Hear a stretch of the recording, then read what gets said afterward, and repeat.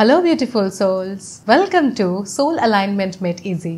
আজকে আমরা শুরু করব the law of divine oneness. এই গোটা বিশ্ব ব্রহ্মাণ্ডে আমরা সবাই কানেক্টেড। সেই ছোটবেলায় ডাল্টনের পরমাণুবাদে আমরা পড়েছিলাম এই গোটা ব্রহ্মাণ্ড তৈরি হয়েছে ক্ষুদ্র ক্ষুদ্র পরমাণু দিয়ে। আমরা সবাই সেই পরমাণু দিয়েই তৈরি। সেটা আপনি আপনার চিন্তাভাবনা নিয়ে পৃথিবীর এক প্রান্তে বসে আছেন, সেইখান থেকে ঠিক পৃথিবীর বিপরীত প্রান্তে থাকা কোনো মানুষের অনুভূতি। আর এটাই হলো গোটা ব্রহ্মাণ্ডের সমস্ত লয়ের ভিত্তি বা ফাউন্ডেশন এবং চাবিকাঠি, the law of divine oneness, যার দ্বারা আমরা বুঝতে পারবো ম্যানিফেস্টেশন, এমপ্যাথি অ্যান্ড কনসিয়াসনেস। আমাদের সংস্কৃতে একটা কথা আছে, যথা সৃষ্টি তথা দৃষ্টি। যেমন আমাদের দৃষ্টি বা আমাদের চরিত্র, আমাদের চারপাশটাও ঠিক সেই রকম, বা আমাদের সারাউন্ডিংসও ঠিক তাই। যদি আমরা আমাদের দৃষ্টিকে একবার বদলাতে পারি, তাহলে দেখতে পাবো আমাদের চারপাশটাও বদলে গেছে, আমাদের সারাউন্ডিংসও বদলে গেছে। এটাকেই বোধহয় ওয়েন ডায়ার কোট করেছিলেন, when you change the way you look at things, the things you look at change। তো এই ল অফ ডিভাইন ওয়াননেসটা কি? Law of divine oneness states that we are all part of a single unified field of energy। মানে এই গোটা ব্রহ্মাণ্ডে যা কিছু আছে, সেটা গ্রহ, নক্ষত্র, পশু, পাখি, এমনকি আপনার চিন্তা ভাবনাও, সেটা একটা ইনভিজিবল ফোর্স অফ এনার্জি থেকে আসছে। আর এই সমস্ত কিছু কানেক্টেড সব কিছুর সাথে। এটাকেই অনেকে ইউনিভার্সাল কনসিয়াসনেস, লাভ, লাইট, এমনকি অনেকে এটাকে ইথারও বলে থাকেন। This force is called divine oneness and it is pure, powerful and full of wisdom। ঠিক যেন মহাসমুদ্র, যেখানে ক্ষুদ্রাতি ক্ষুদ্র বিন্দুও কিন্তু ওয়েভস সৃষ্টি করতে পারে, যার বিস্তৃতি বহু দূর। একে দেখা যায় না, স্পর্শও করা যায় না, জাস্ট ফিল করা যায়। যখন আপনি ফিল করবেন শান্তি, আনকন্ডিশনাল লাভ, এই ওয়াননেসের কোনো শুরু বা শেষ নেই। এটি সর্বত্র সর্বদা বিদ্যমান, প্রতিটা মুহূর্তে ছন্দে ছন্দে আমাদেরকে গাইড করে যাচ্ছে। সে আপনি যতই দৈনন্দিন জীবনে ব্যস্ততার মধ্যে থাকুন না কেন, কখনো তো এমন হয়, ধরুন আপনি কোনো উত্তর প্রচন্ড কিউরিওসিটি নিয়ে খুঁজছেন, হয়তো সেই মুহূর্তে পেলেন না, আপনি আপনার ফোকাস চেঞ্জ করলেন, ভুলে গেলেন এইটা ভেবে ও একটা সময় মনে পড়ে যাবে, তারপর আপনি পুরোপুরি ভুলে গেলেন। হঠাৎ 2-3 দিনের মধ্যেই আপনার সামনে উত্তর হাজির, আর আপনি সেটাকে কোইন্সিডেন্স বলে চালিয়ে দিলেন। এই গোটা ব্রহ্মাণ্ডে কোইন্সিডেন্স বলে কিছু হয় না। The divine oneness is the same giant ocean where even a small drop creates a wave that reach far and wide। ধরুন কোনো কারণে আপনি খুব খুশি, মুখে আপনার হালকা হাসি, এই পার্টিকুলার এনার্জিটা কখনোই আপনার মধ্যে সীমিত থাকবে না। এই এনার্জিটা আপনার মধ্যে থেকে রেডিয়েট করবে, অন্য কাউকে গিয়ে স্পর্শ করবে, সেও একই জিনিস ফিল করছে। সেম কেস হয় যখন আমরা রাগে বা দুঃখে থাকি। It echoes the world around you. এটা আপনি ফিল করবেন যখন দেখবেন আপনার পাশ দিয়ে জাতি, ধর্ম, বর্ণ, লিঙ্গ নির্বিশেষে কেউ একজন যাচ্ছে, আর তার মুখে এইরকম একটি হালকা স্নিগ্ধ হাসি।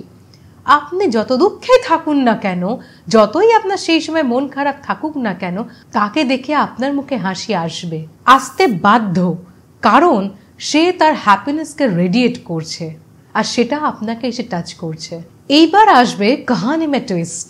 এতক্ষণ আলোচনা করছিলাম the law of divine oneness নিয়ে। এই ডিভাইন ওয়াননেসকে আপনি ঈশ্বরও বলতে পারেন বা ইউনিভার্সও বলতে পারেন। মোদ্দা কথায় যাকে দেখা যায় না, শুদ্ধমাত্র যাকে ফিল করা যায়। এখন বেশিরভাগ মানুষ বলবেন বিলিভ ইন দ্য ইউনিভার্স বা বিলিভ ইন গড। মানে এক কথায়, আপনি যদি ইউনিভার্স বা ঈশ্বরের প্রতি বিশ্বাস না রাখেন, তাহলে আপনার কোনো কাজই সম্ভব হবে না। ব্যক্তিগতভাবে যদি আমাকে প্রশ্ন করা হয়, তাহলে আমি বলবো আমার এই বিশ্বাস শব্দটার প্রতি কোনো বিশ্বাস নেই, কারণ I don't believe in god. যখন বিলিভ বা বিশ্বাস নামক শব্দ ভোকাবুলারিতে আসে, তখন পিছু পিছু একটা শব্দ আসে, সেটা হলো অবিশ্বাস বা ডাউট বা সন্দেহ।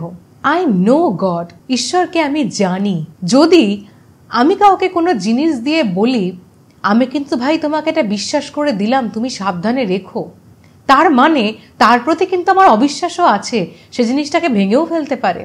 আর যদি আমি জানি আমি কাকে দিয়েছি, সে জিনিসটার কতটা প্রায়োরিটি বুঝবে, সে তাকে কিভাবে রাখতে হয় সেটা সে জানে, তাহলে তার প্রতি আমার কোনো অবিশ্বাসই আসতে পারে না। So don't believe in God, just know the God or know the universe. এবার আসি যা যা আমি বললাম, the law of divine oneness, এই সেম জিনিসটা এবার নিউরোসায়েন্সের ভাষায় বুঝবো। এতক্ষণ আমি এক্সপ্লেন করলাম দ্য ডিভাইন ওয়াননেস।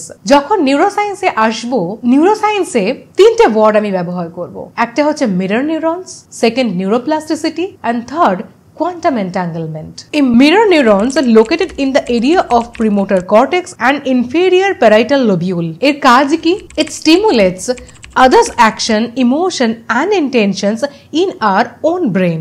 কিছুক্ষণ আগে আমি একটা এক্সাম্পল দিয়েছিলাম যে আমি যত দুঃখেই থাকি না কেন, কাউকে যদি আমি আমার সামনে সেই মুহূর্তে দেখি তার মুখে স্নিগ্ধ হাসি, তাহলে আমার মুখেও অটোমেটিক হাসি আসবে বা আমি হাসতে বাধ্য। শুধুমাত্র আমাদের মধ্যে এই মিরর নিউরনস আছে সেই জন্য আমরা বলি, আমরা যদি কাউকে কাঁদতে দেখি তাহলে আমরাও কেঁদে ফেলবো। সেই জন্য আমরা কান্না সহ্য করতে পারি না, সামনে কেউ কাঁদলে আমরা কেঁদে ফেলি। ঠিক যেমন কাউকে যদি আমরা দেখি কেউ মহানন্দে সিতার বাজাচ্ছে আর আমরা মন্ত্রমুগ্ধের মতো শুনছি আর গায়ে আমাদের কাঁটা দিচ্ছে, তাহলে বলবো আমরা দুজনেই একই ফ্রিকোয়েন্সিতে বিলং করছি। Next is neuroplasticity. Neuroplasticity is the brain's ability to reshape itself. ধরুন আপনার খুব পছন্দ হচ্ছে দুঃখ বিলাসিতা করা, আপনাকে যত সুখেই রাখা হোক না কেন, খুঁজে খুঁজে ঠিক আপনি দুঃখের কাছে চলে যাবেন।